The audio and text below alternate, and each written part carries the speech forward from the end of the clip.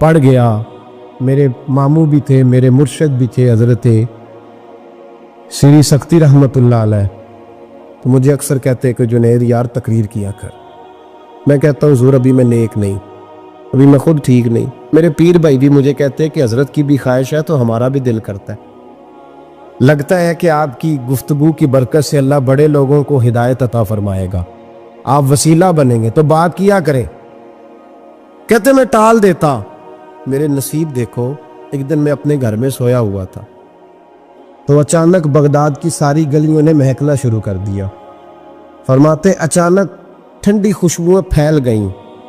میرے نصیب دیکھو کہ مجھے مصطفیٰ کریم کا دیدار نصیب ہو گیا. خواب میری وچ آیا ماہی تے میں گل وچ پا لیا باواں, تے ڈر دی ماری اکھ بھی نہ کھولاں کتے پھر وچھڑ نہ جاواں. کہتے حضور تشریف لائے تو مصطفیٰ نے بڑا ہی نوازا, محبوب نے بڑا ہی نوازا. کاش آپ کو لذت آئے اس بات کی. حضور نے اللہ اکبر بڑا ہی نوازا. کہتے محبوب جانے لگے تو ہلکا سا جملہ, میٹھی سی بات, ایک جملہ بڑا میٹھا سا. جاتے دفعہ فرمانے لگے جنید تقریر کیا کر یار, تقریر کیا کر. داتا صاحب لکھتے ہیں, داتا صاحب فرماتے ہیں کہ حضرت جنید بغدادی کہتے ہیں عرض کی حضور اب تو ضرور کروں گا, اب تو روز کروں گا, کھول کے کروں. فرماتے ہیں میں جب اٹھا نا, فجر کی اذان ہوئی, وضو کیا, سنتیں پڑھی تو دل میں چور آ گیا. میرے دل میں خیال آیا کہ پیر صاحب نے تو کبھی نہیں بتایا کہ انہیں دیدار ہوا ہے, تو مجھے تو ہوا ہے نا. پیر صاحب نے, بہت سارے لوگ پیر صاحب سے خود سیانے ہوتے ہیں نا, ان کو خود نور نظر آتا ہے روز خواب میں, وہ بہت سارے جلوے خود بیان کر لیتے ہیں. تو کہتے ہیں میرے دل میں خیال آیا کہ پیر صاحب نے تو کبھی نہیں بتایا, تو مجھے تو ہوا ہے. کسی درویش نے ایک شعر کہا تھا, پر بڑے مسئلے اس نے حل کیے. وہ کہنے لگا جڑے محرم راز حقیقت دے او راز حقیقت کھول دے نہیں, او جنہ ویکھیا نہیں او کرن گلاں, جنہ ویکھ لیا او تے بول دے ہی نہیں. جنہ ویکھ لیا او ان سے بولا جاتا بھی نہیں, بولا جاتا بھی نہیں. وہ کہتے میں سنتے گھر پڑی تو خرامہ خرامہ چلا تو دل میں چور تھا, بانج فقیروں کسے نہیں ماریا, اے ہوئی چور اندر دا. کہتے میں گیا حضرت کے پیچھے نماز پڑھی 7ویں صف میں, تو اندر چور تھا کہ میرا تو درجہ اونچا چلا گیا ہے, لیکن مجھے دیدار ہوا ہے. تو کہتے ہیں نماز حضرت نے خود پڑھائی, تو نماز پڑھا کے کہنے لگے جنید آگے آ جا.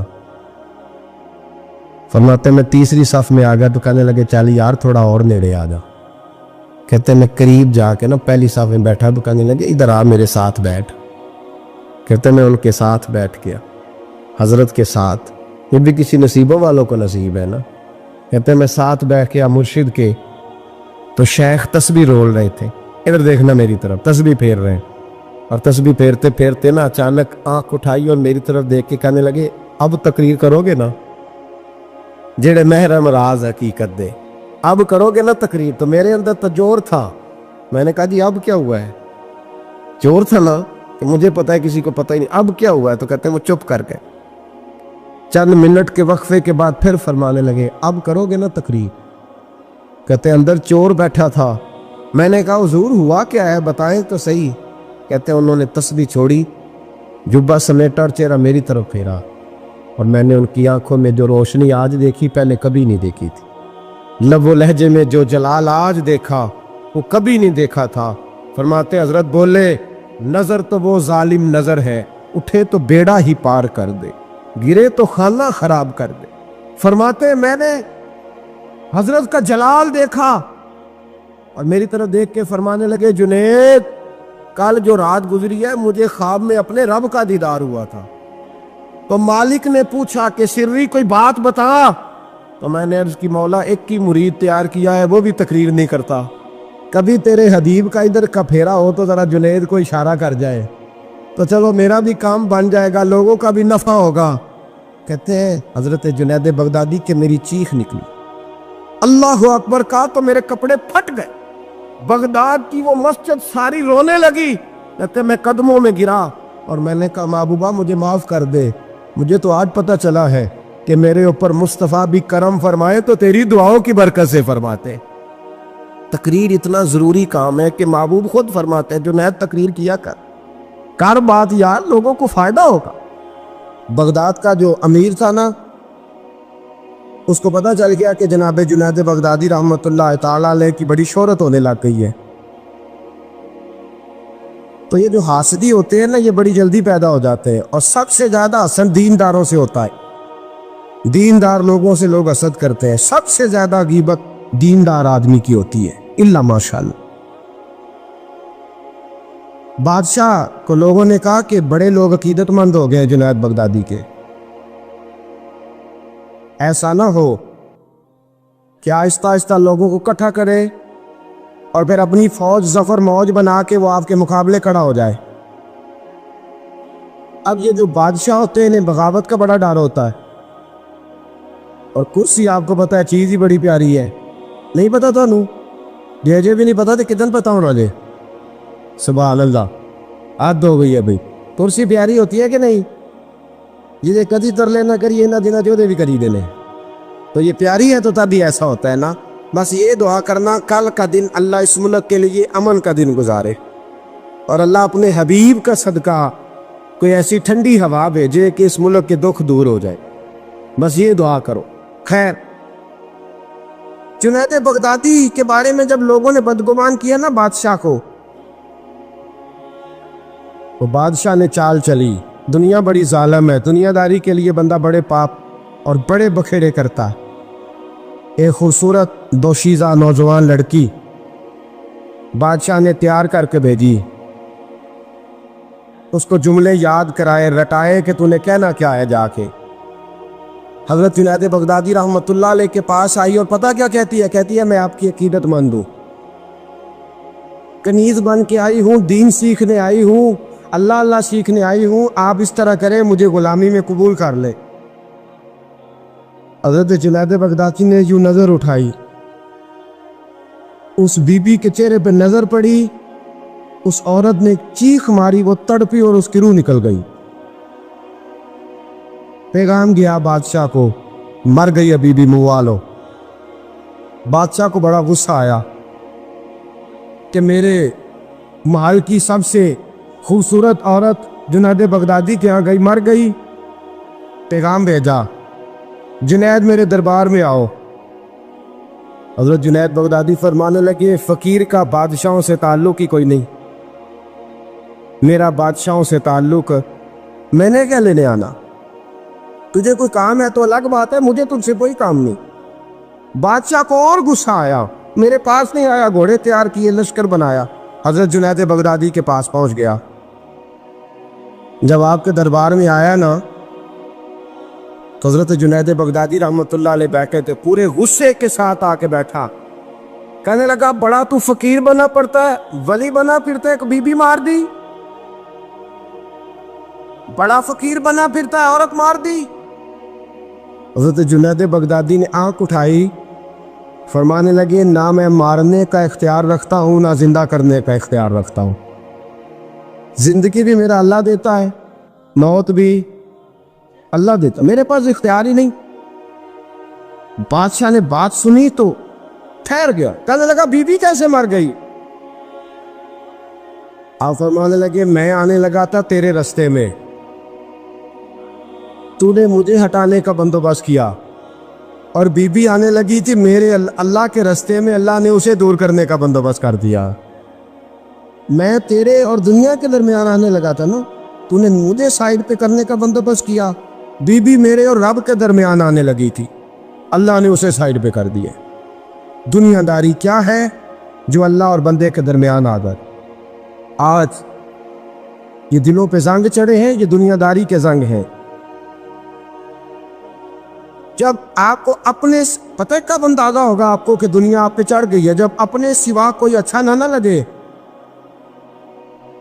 پہلی بات جو ہمارے مشائخ نے لکھی ہے، جب سوائے اپنے کوئی اچھا نہ لگے تو پھر آپ دنیا دار ہیں۔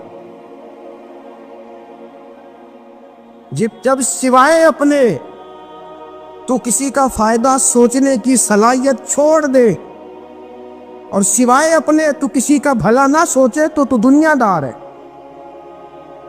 اور جب اپنی ذات کو سکون دینے کے علاوہ تو کسی کو سکون دینے کو تیار نہ ہو تو دنیا دار ہے۔ اور جب تیری آنکھ کھلے تو پھر بھی تجھے اپنی ذات نظر آئے، اور تیری آنکھ بند ہو تو پھر بھی اپنا ہی آپ دکھائی دے، پھر تو دنیا دار ہے۔ لیکن میرے دوست، اگر تیرا دل کرتا ہے کہ جو خیر مجھے ملی ہے اللہ میرے بھائی کو بھی عطا فرمائے، تو پھر تو دیندار ہے۔ داتا گانجی بخش علی اجمیری رحمت اللہ تعالی علیہ آپ فرماتے ہیں کہ حضرت جنید بغدادی کا مرید تھا، 4 دن پیر صاحب کے پاس آیا تو بعد میں خود پیر بن گیا، خود پیر بن گیا۔ وہ حضرت صاحب رحمت اللہ تعالیٰ نے دیکھا آ نہیں رہا، مرید اولاد ہوتے ہیں، ان سے پیار ہوتا ہے، ان کو اہمیت دی جاتی ہے، اور بعض اوقات غلط فہمی کا شکار بھی ہو جاتے ہیں، اہمیت دی گئی، یار نظر نہیں آ رہا، آپ نے سوچا شاید بیمار ہو گیا ہے۔ حضرت جنید بغدادی خود گھر تشریف لے گئے۔ حضرت جنید بغدادی جن کا ولیوں میں اس طرح مقام ہے جس طرح حضرت جبریل امین کا فرشتوں میں مقام ہے، اتنا بڑا، چل کے گھر گئے اور جا کے کہا السلام علیکم، کہتا جی وعلیکم السلام، کہتا تو آتا کیوں نہیں؟ کہتا مجھے اب آپ کی ضرورت ہی نہیں، میں اب خود بڑا پرہیزگار ہوں، مجھے کیا ضرورت ہے میں کسی کو اپنا بڑا مانوں، میں خود بڑا پرہیزگار ہوں۔ فرمایا ہوا کیا؟ کہنے لگا جی رات جب میں سوتا ہوں تو 2 فرشتے آتے مجھے براق پہ بٹھاتے ہیں اور جنت کی سیر کراتے، براق پہ بٹھاتے ہیں اور اللہ اکبر جنت کی سیر کراتے ہیں، میرے ہاتھوں کے تراشے ہوئے مٹی کے صنم آج بت خانے میں بھگوان بنے بیٹھے، میرے ہاتھوں کے تراشے ہوئے مٹی کے صنم، دیکھو تو صحیح، آج بت خانے میں بھگوان بنے بیٹھے۔ اور رائے پوری کہنے لگے وہ پتھر جن کو سکھائی تھی قوت گویائی ہم نے، وہ جب بولنے لگے تو ہم پر ہی برس پڑے، بولنے لگے تو وہ ہم پر ہی برس پڑے۔ کہنے لگا جی اب تو میں اللہ خیر کرے بڑا اونچا اڑ رہا ہوں، آپ کبھی گئے جنت میں؟ آپ مسکرا پڑے، فرمانے لگے بھیلیا آج جب جنت میں جائے تو ذرا لا حول ولا قوت بھی پڑھ لینا، آج جب جنت میں جائے تو ذرا وہ بھی۔ وہ کہنے لگا چلو ٹھیک ہے پڑھ لوں گا، اٹھ کے ملا بھی نہیں، حضرت واپس آ گئے۔ رات کو خواب آئی، جنت میں جانے لگا تو خیال آیا جناب جنید بغدادی نے کہا تھا پڑھ ہی لوں، پڑھنے لگا لا حول ولا قوت الا باللہ، آنکھ کھلی تو روڑی کے ڈھیر پہ بیٹھا تھا، روڑی کے ڈھیر پہ بیٹھا تھا، وہ جو بھاگ رہے تھے ان سے پوچھنے لگا او مجھے کہاں چھوڑ کے جا رہے ہو خواب میں؟ وہ کہنے لگے شیطان کے مختلف روپ تھے، تو اصل میں حضرت جنید کے پاس زیادہ آنے جانے لگا تھا تو اللہ کے قریب ہونے لگا تھا، تو ہم نے چکر چلا کے تجھے وہاں سے روکا، تو بیوقوف ہے سمجھ نہیں آئی۔ اب رونے لگا جاؤں تو کس منہ سے جاؤں، حاضری دوں تو کس منہ سے دوں، اب میں کیسے جاؤں اس کی بارگاہ ناز تک، کس طرح حاضری دوں، گرا جو ان کی نگاہ سے وہ سنبھل نہیں سکتا۔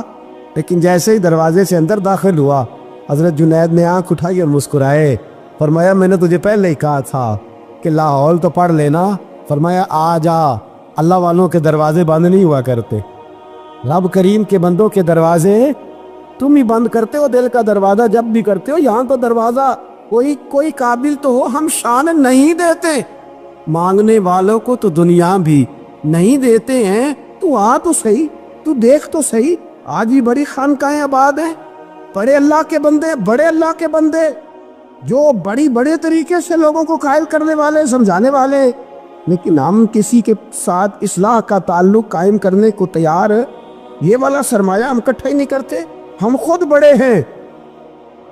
اللہ کے بڑا وہ ہوتا ہے جس کا کوئی بڑا ہوتا ہے، بڑا وہ ہوتا ہے جس کا کوئی بڑا نہیں ہوتا، وہ کبھی بھی بڑا۔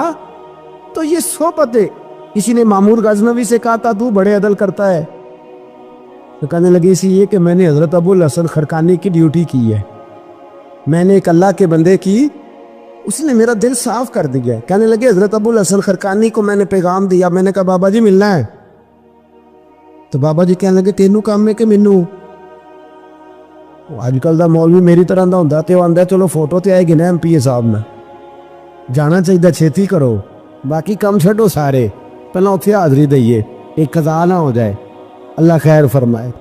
تو کہا اب بادشاہ وقت مامور غزنوی کہنے لگا حضرت ابو الحسن خرقانی سے ملنا ہے، تو فرمانے لگے کام دیا کہ مجھے، کہنے لگا جی مجھے، تو فرمانے لگے آجا ملنا ہے، تو میرا کیا کام ہے تیرے پاس؟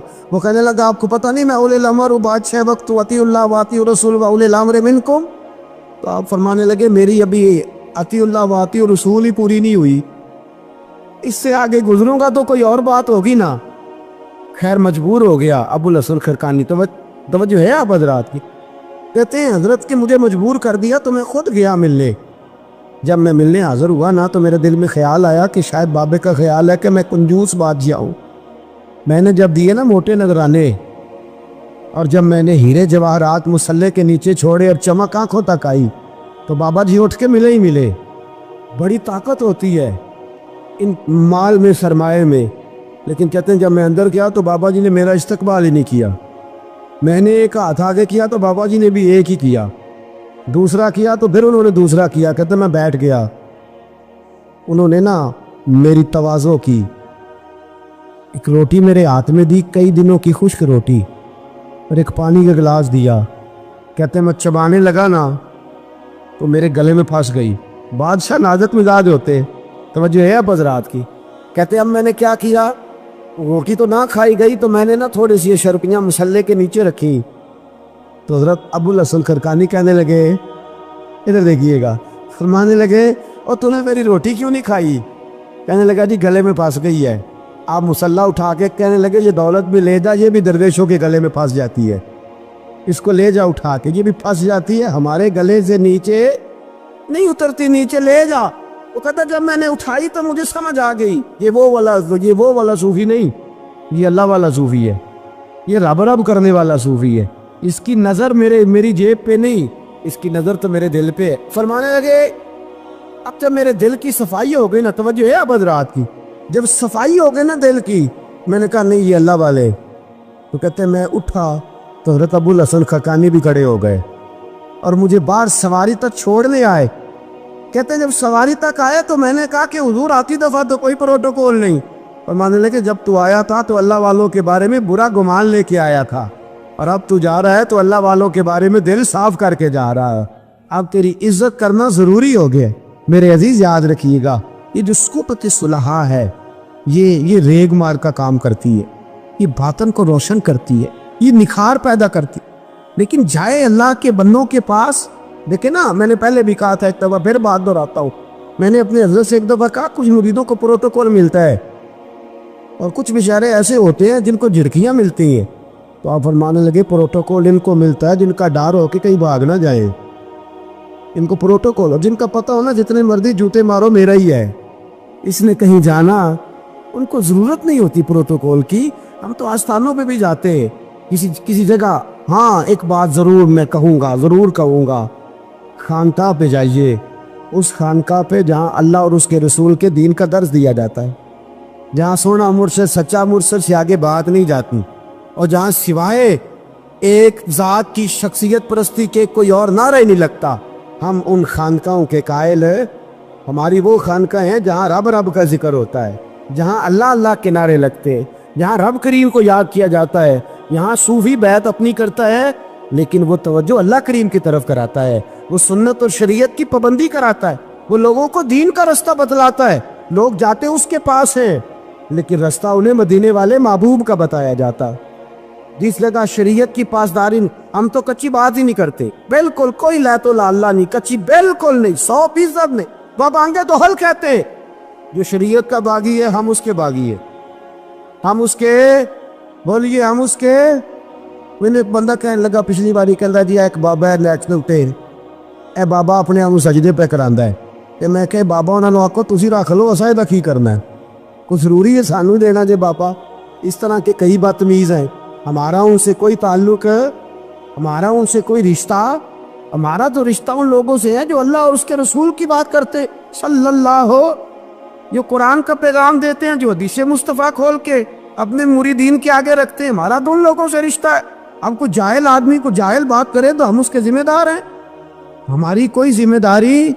और वैसे भी जब हम कह ही नहीं रहे हमारा बंदा है तो तुम हमारे खाते में क्यों डालते हो। जेड़ा बंदा भी गलत करे साढ़े खाते पे आ जाता, जेड़ा भी गलत करे, हम बिल्कुल कायल नहीं है। मैंने एक बहुत बड़ी इज्तिमा में ऐलान किया तो फिर कहता हूँ, आज जिन दरबारों पे नशा बिकता है हम उन दरबारों को बंद करने के कायल हैं। जिस जगह ऐब होता है हम उस जगह लोगों को कस्तन मना करते हैं जाने, कस्तन कहते हैं बिल्कुल ना जाओ, कतन ना जाओ, कोई ज़रूरत। دربار مزار اللہ کے ذکر کی جگہ ہے، اور اگر وہاں اللہ کا ذکر نہیں ہوتا، کوئی بدتمیزی ہوتی ہے تو وہاں جانا درست ہے؟ عورتوں کا درباروں پہ جانا درست ہے؟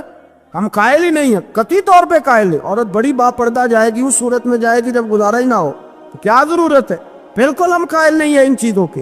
ہم اہل تصوف ان لوگوں کو مانتے ہیں جو دین کی بات کرتے ہیں، دین کا، اور جسے بسم اللہ بھی سیدھی نہ پڑھنی آئے، رٹی رٹائی دعا مانگے۔ ہم تھوڑے خشک لوگ ہیں، ہم نہیں کرتے پیروی، ہم نہیں دست بوسی کرتے، دعا کر کے کھڑے ہو جاتے ہیں۔ سنو، وہ آپ نے حدیث سنی ہے نا کہ 70 صحابہ تھے اور ایک دودھ کا پیالہ تھا، تو حضور نے 70 کو پلایا تو 71ویں نمبر پر پیا۔ مصطفیٰ کریم نے فرمایا اگر میں اللہ کا رسول ہو کے 70 غلاموں کا جھوٹا پیتا ہوں تو بتا تیرا، یہ بخاری مسلم ہے۔ لیکن اب ہماری نفاست پسندیوں کے رنگ بھی نالے ہیں نا، انہیں روٹی کھا لی ہے، اور اکثر اگر آپ ناراض نہ ہو تو بات کرنی پڑتی ہے، جب سامنے آ جاتی ہے تو کرنی پڑتی ہے۔ امیر کا جھوٹا ہو تو پھر خیر ہے، اگر غریب کا ہو تو جی چور صاحب تو پیے اور دے دیو، تو یہ ماڑے دا ہاتھ لگ گیا کہ تو کے لیا، یہ ظلم ہے، یہ زیادتی ہے۔ اس کا مطلب ہے نفاستیں بھی اب دولتوں سے آئیں گی، دولت سے آئے گی، معاذ اللہ سم۔ بہرحال عنوان نہیں، حضرت جابر بن عبداللہ رضی اللہ تعالی عنہ، بخاری مسلم ہے، کہتے جب خندق کی جنگ ہو رہی تھی نا، غربت بڑی تھی، قحط بڑا تھا، صحابہ پریشان تھے، 2 3 پتھر پیٹ پہ باندھے ہوئے۔ میں حضور کو دیکھ کے گھر آیا تو زوجہ سے کہا بھلی مانت کچھ ہے کھانے کی؟ کہنے لگی تھوڑے سے جو ہے۔ تو میں نے کہا پیسو گی تو کتنی روٹیاں بنے گی؟ کہنے لگی 2 3 4 بن جائیں گی۔ کہنے لگے سالن؟ تو زوجہ کہنے لگی اگر وہ بکری کا بچہ ذبح کرو تو 3 4 بندوں کا سالن بھی بن جائے گا۔ کہتے میں نے اسے ذبح کیا، بیوی سے کہا تو جاؤ پیس۔ کہتے میں نبی کریم کی بارگاہ میں حاضر ہوا صلی اللہ علیہ وسلم، حضور کی خدمت میں۔ زوجہ کہنے لگی کان میں کہنا حضور کی سارے نہ آئے، جس طرح لیڈروں کے کھانے اندر ہوتے ہیں علیحدہ، اور جو نعرے لگا رہے ہوتے ہیں نا سویر سے انہیں ڈبہ ملتا ہے، لیکن وہ پھر بھی نعرے لگاتے ہی رہتے ہیں۔ مجھ پہ الزام لگنے لگا ہے کہ آپ سیاست دانوں کو ہر جمعے میں رگڑا دیتے ہیں، تو میں کہنا ان صحیح کر چھوڑو پھر اسی مڑ جانے ہیں، تنواع کو سیاڑے ہو جائیں۔ یہ سیاڑے نہیں ہو رہے، ہمیں بات کرنے کی بھی اجازت نہیں۔ شعر کہہ دیتا ہوں کہ ہم آہ بھی کرتے ہیں تو ہو جاتے ہیں بدنام، وہ قتل بھی کر دے تو چرچا نہیں ہوتا، انہوں نے نہ کدے پوچھیا جے سانیا کہہ دے چوپ رہو۔ لیکن بھائی یہ اس ممبر کا تقاضا ہے، میرے امام اعظم کا فتویٰ ہے، جو عالمی حالات سے باخبر نہ ہو وہ جمعے کا خطبہ نہ دے۔ وہ جو رٹی رٹائی باتیں ہم سے نہیں ہوتی، اس لیے کہ جلال بادشاہی ہو یا جمہوری تماشا ہو، جدا ہو دین سیاست سے تو رہ جاتی ہے چنگیزی۔ حق بات انشاءاللہ ہو رہی ہے اور ہوتی رہے گی، وہ بات صاف ستھری ہے۔ اگر کوئی بات ایسی ہوگی تو وہ بات اگر غوث پاک اپنے خطبہ جمعہ کے اندر کہہ سکتے ہیں کہ میں ظالموں کو حکمران نہیں بننے دوں گا، تو ہم تو ان کے نوکر ہیں نا، پھر ہم قادری کیسے ہوئے اگر غوث پاک کے طریقے پہ عمل ہی نہ کریں تو۔ اس لیے مہربانی کرے ہمیں کوئی شخص ایسا مشورہ نہ دے، بلکہ کئی دفعہ ظلم ہوتا ہے، جب کوئی مشورہ دیتا ہے تو اور تیز ہونے دل کرتا ہے۔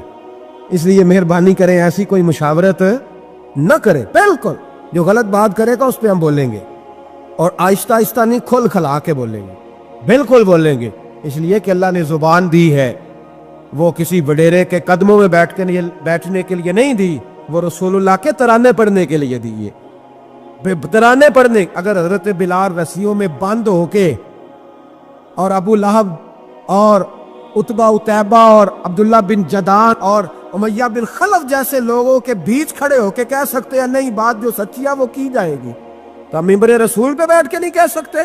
اپنے بھی خفا مجھ سے ہیں، بیگانے بھی ناخوش، میں زہر حلال کو کبھی کہہ نہ سکا کن، میں کہتا ہوں وہی بات سمجھتا ہوں جسے حق نے ابلہ مسجد ہوں میں توحید کا فرزند۔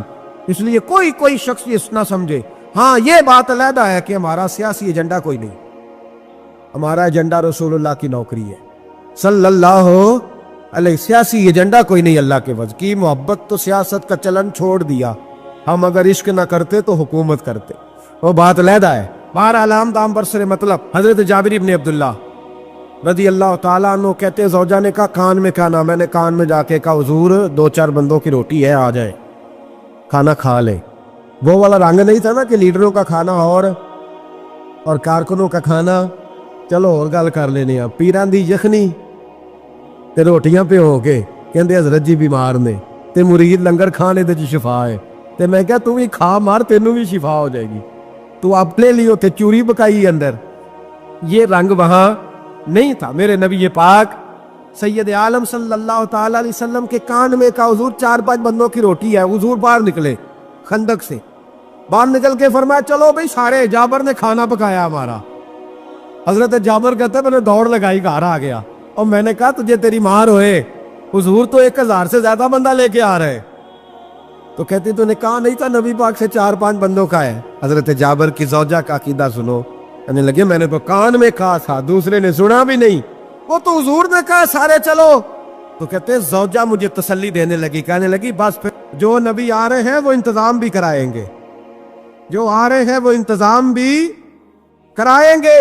کیا کہا مولانا حسن رضا نے؟ قلم توڑ دیے، کہنے لگے آج جو عیب کسی پر نہیں کھلنے دیتے، آج جو عیب کسی پر نہیں کھلنے دیتے، ارے کب وہ چاہیں گے میری حشر میں رسوائی ہو، دل میں ہو یاد تیری کوچائے تنہائی ہو، پھر تو خلوت میں عجب انجمن آرائی ہو۔ کہتے حضور آئے 1000 سے زیادہ کا لشکر لے کے، اور مجھے فرمانے لگے روٹیاں نہ پکانا، پہلے آٹا میرے پاس لاؤ، اور چولہے سے کھانا نہ اتارنا، مجھے لے جاؤ۔ کہتے میں نے سالن بھی پیش کیا، روٹیاں بھی، حضور نے تھوڑا سا لواب دہن آٹے میں ڈال دیا، لواب دہن تھوڑا سا لواب دہن ہنڈیا میں ڈال دیا، فرمایا اب نکالتے جاؤ اور کھاتے جاؤ، میرا جھوٹا ہو گیا اب نکالتے جاؤ۔ حضرت جابر ابن عبداللہ کہتے ہیں 1400 بندے نے کھایا، ہمیں نہیں پتا روٹیاں کدھر سے آئی، اتنی برکت ہوئی پتہ نہیں کدھر سے آئی، سالن پتہ نہیں کدھر سے آیا۔ کہتے ہیں سارے سیر ہو کے کھا لیا، تو فرمایا چلو بھی جاؤ جا کے کام کرو، مجھے فرمانے لگے اب تو بھی کھا، آ جا بچے بھی بلا۔ کہتے سب نے کھایا، حضور اٹھ کے جانے لگے تو فرمایا ذرا روٹیاں دیکھ، پہلے زیادہ تھی کہ اب زیادہ ہے، ذرا دیکھنا سالن پہلے زیادہ تھا کہ اب زیادہ ہے۔ تو میں نے کہا نہیں حضور پہلے سے زیادہ ہے، میرے محبوب کے تبرک میں اتنی برکت ہے، تو حضور کے وجود سے جو چیز لگ جائے تو اسے قیمتی نہیں سمجھتا؟ کہاں بیٹھ کے دین پڑھا ہے؟ یا ہمیں سمجھا لے یا پھر ہم تجھے سمجھائیں، صحیح تینوں سمجھائیے تو صحیح کر کے سمجھائیے، ان لوگوں کو گمراہ کرتے ہو، اتنا غلط نظریہ، اس قدر غلط ہو۔ میں نا غار ثور پہ چڑھنے لگا تو مجھے وہاں ایک نیچے صاحب مل گئے، کہنے لگے تھی لین چلے ہو؟ میں کہ تینوں اسی اتھوں میں نہیں پوچھ کے آیا جدو کرو آئے ہیں، اتھوں میں نہیں تینوں پوچھنا بے لیا، تو غلط فہمی دا شکار ہے۔ کہنے لگا وہ تو حضور تو کام سے گئے تھے، آپ کو کیا کام ہے؟ میں کہ ایسے لئے ٹائم نہیں تیرے نہ گل کرن دا، اس واسطے کہ سانوں تے غار ثور پہ یاد ہوں دیئے۔ واپس آ گئے، عام آدمی تھا، خیر وہ کہیں سے آیا ہوا تھا، اردو بولتا تھا، تو میں ایک عمرہ کرنے کے لیے جارانہ سے واپس آیا تو طواف ہم کر رہے تھے، وہ بھی مجھے نظر آ گیا دوڑتا ہوا، میں انہوں باز مار لی، میں کیا حضرت حاضرہ تے پانیاں سے دوڑیا سانتے تو کا تو چھالا ماری پھر دے، او پیائی کولر تے جرا پی رام کر جا کے، کہندے نہیں انہاں دی ادا تے ادا کرنی ہے، تو میں کہ اگر تو حضرت حاجرہ دی ادا کرنی تے اسی حضرت ابو بکر صدیق دی ادا کرنی ہے۔ عجیب آدمی ہے بھائی تو، عجیب بات ہے، لوگوں کا فلسفہ اپنا اپنا، اور پھر پکڑے ان کی اس بندے کو جو جواب نہ دے سکے۔ ایسا نہ کرو، یہ زیادتی ہے، امت کو اکٹھا کرو، اتفاق۔ یہ مجھ سے سوال کئی جمعے سے ہو رہا تھا، میں اصل میں نا ان موضوعات کو چھیڑتا نہیں، میری طبیعت اور ہے، لیکن کوئی بندہ یہ نہ سمجھے کہ ہمیں جواب نہیں آتا، یہ سوال اٹھا تھا، کوئی یہ نہ سمجھے کہ ہمیں جواب اللہ کے فضل سے، اللہ کے فضل سے، یہ قرآن مجید پڑھا ہے، یہ مسجد ہے، یہ جمعے کا دن ہے، ہم بات صرف وہ کرتے ہیں جس میں ضمیر اجازت دیتا ہے، اس لیے کہ سدا تو نہیں نہ رہنا، پتہ نہیں صبح اٹھ سو کے اٹھنا ہے کہ نہیں اٹھنا، تو قوم کو گمراہ کر کے دین کے نام پہ جانا کدھر ہے؟ اس لیے بھائی خیال ہوتا ہے کہ تم لوگوں کو خراب نہ کرو، ہم تو چاہتے ہیں امت اکٹھی ہو جائے، لیکن یہ ظلم کرتے ہو، جب چھیڑو گے کسی کو تو پھر تو اس کا حق بنتا ہے نا وہ بولے، تو چھیڑا جاتا ہے۔ تھوڑے دن ہوئے حضرت حلیمہ سعدیہ کا سارا گھر گرا دیا، بلڈوزر چلا دیا، کہنے لگے یہاں لوگ آتے ہیں تو شرک ہوتا ہے، اور میں نے کہا جہاں اللہ کریم نے توحید پھیلانے کے لیے رسول کو بھیجا، 4 سال جہاں نبی پاک رہے وہاں کیسے شرک ہو سکتا ہے؟ کس طرح کی تو بات کرتا ہے؟ بہرحال جہاں میرے نبی پاک بیٹھ جائیں وہ جگہ برکت والی ہو جاتی، اس جگہ کو چومنا مسلمان کا ایمان ہے، اس جگہ پہ سجدہ کرنا مسلمان کا ایمان ہے، اس جگہ بیٹھ کے تبرک حاصل کرنا یہ مسلمان کا میں تو پہلی دفعہ ریاض الجنت میں داخل ہوا تو میرے ساتھی کہنے لگے کیا ہوا؟ میں کہا ادھر آؤ، لوکاں نو اگے جا کے ملنی، سانو ایتھے ہی لب گئی جے، روضۃ من ریاض الجنہ۔ باہر حدیث لکھی ہے، حضور نے فرمایا جو یہاں آ گیا وہ جنت میں آ گیا۔ یہ ہے ارض جنت، یہ طیبہ کی زمین ہے، جنت بھی یہی، مال کے جنت بھی یہی ہے۔ ایک بات اور کرنی ہے، بڑی ضروری ہے، میری بھی اور آپ کی بھی ذمہ داری ہے، اس کو بھی ضرور کرنا چاہتا ہوں، سن لیں۔ محمود غزنوی نا گزر رہے تھے، یہ آپ نے نا میری طرف دیکھنا ہے، یہ بات سنتے ادھر دیکھو، خاص اہم مسئلہ ہے، اس پر بڑا ضروری ہے آپ کا متوجہ رہنا۔ محمود غزنوی کہتے ہیں میرے دل میں خیال آیا کرتا تھا ہمیشہ کہ میں واقعی سبکتگین بادشاہ کا بیٹا ہوں یا معاذ اللہ میرا باپ کوئی اور ہے، اور ایک خیال مجھے آتا تھا کہ قیامت واقعی قائم ہوگی، شک رہتا۔ اور تیسرا میرے دل میں خیال آتا تھا کہ یہ مولوی بیچارے کمزور سے ہوتے ہیں، تو حدیث پاک میں آتا ہے کہ علماء نبیوں کے وارث ہیں، تو یہ واقعی حدیث سچی ہے یا مولویوں نے اپنی شان کے لیے بنا لی ہے؟ کہتے شک تھے تین، میں کہتا نہیں تھا کسی سے، پر دل میں رہتے تھے۔ تو ایک دن میں ہندوستان کی ایک گلی سے گزر رہا تھا، تو دین کا ایک طالب علم نے کونے میں بیٹھ کے تھڑے پہ پھٹے پہ بیٹھ کے نا سبق یاد کر رہا تھا۔ اسے جب سبق بھول جاتا نا تو ایک ہندو کھتری کی دکان تھی، اس کے اندر چراغ جل رہا تھا اور ایک چھوٹا سا روشن دان تھا، اینٹ نکلی ہوئی تھی، وہاں سے نا ایک کرن باہر آ رہی تھی روشنی کی۔ تو وہ طالب علم جب سبق بھول جاتا تو کتاب روشنی کے آگے کرتا، عبارت دیکھتا، پھر کونے میں جا کے یاد کرتا۔ محمود کہتے ہیں مجھے بچے کا ذوق بڑا اچھا لگا، میں نے اسے بلایا، میں نے کہا بچے تم لالٹین کیوں نہیں خریدتے؟ تو کہنے لگا میں یتیم ہوں اور رسول اللہ کا دین پڑھنا میرا شوق ہے، مدرسے میں پڑھتا ہوں پر غربت ہے، لالٹین نہیں۔ کہتے ہیں میں نے اسے تھپکی بھی دی اور لالٹین بھی دی۔ میں نے اسے کہا 2 سپاہیوں کی ڈیوٹی لگائی، جب تیل ختم ہو جائے تم نے تیل پہنچانا ہے۔ محمود کہتے ہیں زندگی میں بڑی نیکیاں کی تھی پر جتنا سکون آج ملا پہلے کبھی نہیں ملا تھا۔ کہتے ہیں شاہ کی نماز پڑھی تو دل میرا ٹھنڈا ٹھنڈا ٹھار، پھولوں کی سیج پہ میں سویا۔ کہتے ہیں آج تو میرے نصیب ہی جاگ گئے، نصیب ہی جاگ گئے۔ کہتے ہیں سارا شہر ایسے جیسے پھولوں کی طرح مہک رہا ہے۔ کہتے ہیں میں کیا دیکھتا ہوں کہ خواب میں میرے رسول تشریف لے آئے، خواب میری وچ ماہی آیا تے میں گل وچ پا لئیاں باواں تے ڈر دی ماری اکھ بھی نہ کھولاں کتے پھر وچھڑ نہ جاواں۔ اور کسی شخص نے کہا تھا چر ہویا مینوں ترلے لیندیاں کدی موڑ میرے ول واگاں، خواب میری وچ ایک وار جے آویں میں ساری عمر نہ جاگاں۔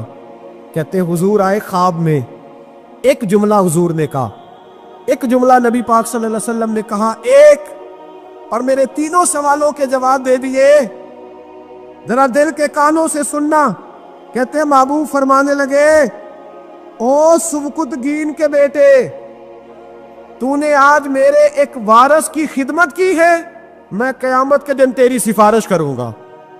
کہتے ہیں مجھے سمجھ آ گئی کہ میں سبکتگین کا بیٹا ہوں، مجھے سمجھ آ گئی کہ قیامت قائم ہوگی، مجھے سمجھ آ گئی کہ علماء نبیوں کے وارث ہیں۔ 101 حافظ شہید ہو گیا، 101 پھول جیسے بچے۔ اور جب اتحادی فوج کا، افغان اور امریکی فوج کا جب بم گرا نا تو حافظوں کے ہاتھوں میں سندیں تھیں اور ان پر لکھا تھا کہ انہوں نے قرآن پورا پڑھ لیا۔